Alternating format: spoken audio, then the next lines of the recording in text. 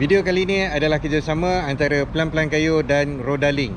Korang boleh support channel Pelan-Pelan Kayu dengan membeli apa-apa barangan basikal dari mana-mana cawangan Rodaling dengan menggunakan kod pembelian Pelan-Pelan Kayu. Setiap pembelian korang tu akan memberi sedikit sumbangan kepada channel Pelan-Pelan Kayu supaya aku dapat buat lebih banyak konten-konten yang lebih menarik di masa akan datang. Ingat, bila nak bayar tu guna kod pembelian Pelan-Pelan Kayu. Okay guys, thanks.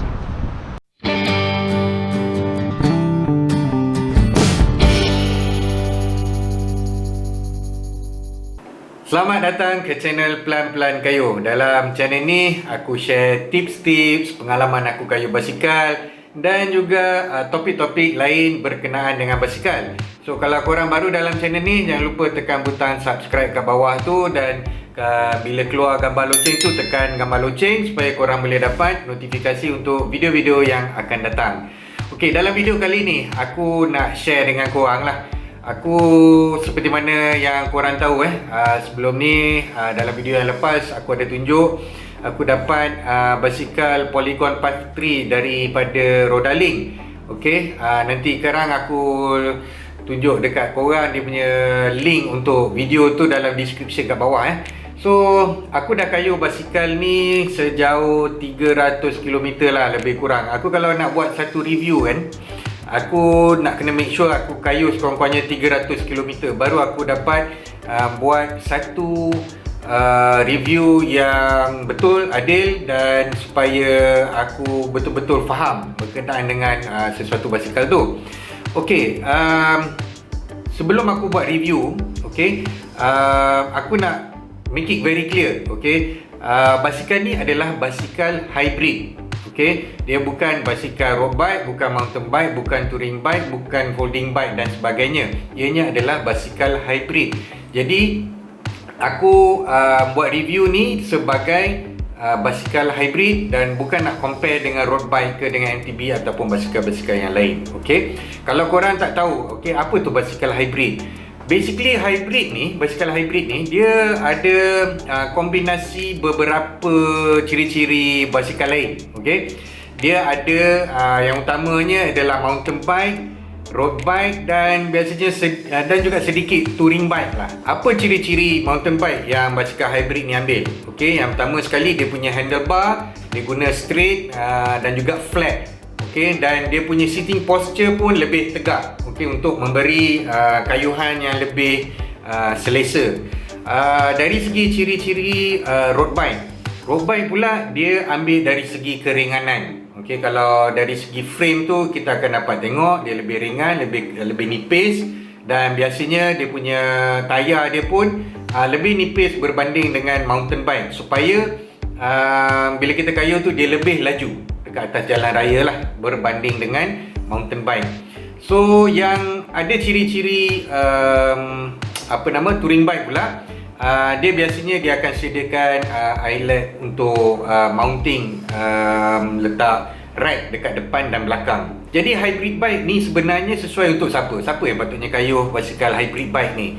Well, untuk hybrid bike biasanya kalau siapa yang baru nak mula kayuh basikal, memang aku akan recommend pakai hybrid bike dulu. Sebab kadang-kadang kita tak sure lagi nak beli mountain bike ke nak beli road bike ke then korang beli dulu hybrid bike. Sebab dia dua alam. Korang nak kayuh road atas jalan pun boleh, off-road pun boleh. Tapi of course dia tidaklah sepuas ataupun macam nak cakap kita tak adalah boleh dapat manfaat maksima berbanding kita kayuh mountain bike dekat tanah ataupun road bike dekat atas jalan raya. Walau bagaimanapun kita masih boleh kayuh kedua-dua ni dekat dua-dua tempat ni. Tapi macam mana pun hybrid sebenarnya dia lebih sesuai untuk kayuhan dekat kawasan taman. Kalau kita nak kayuh relax-relax So selain daripada orang baru nak kayuh, orang yang rasa dia nak kayuh sekadar santai-santai, hybrid sesuai. Dan juga kalau jenis orang yang dia nak kayuh lebih dari untuk commuting, maknanya dia nak kayuh basikal untuk pergi dari satu tempat ke satu tempat, contoh nak pergi kerja ke dan sebagainya, nak pergi kedai ke, dan hybrid bike adalah basikal yang paling sesuai.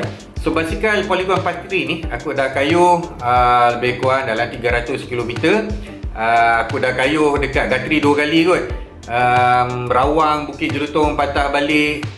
Lepas tu aku ada kayuh dekat Putrajaya. So memang aku rasa aku dah bersedia lah untuk bercerita sikit pasal basikal ni. Tapi sebelum aku cerita apa yang aku rasakan mengenai basikal ni, kita tengok dulu spek-spek basikal Polygon 43.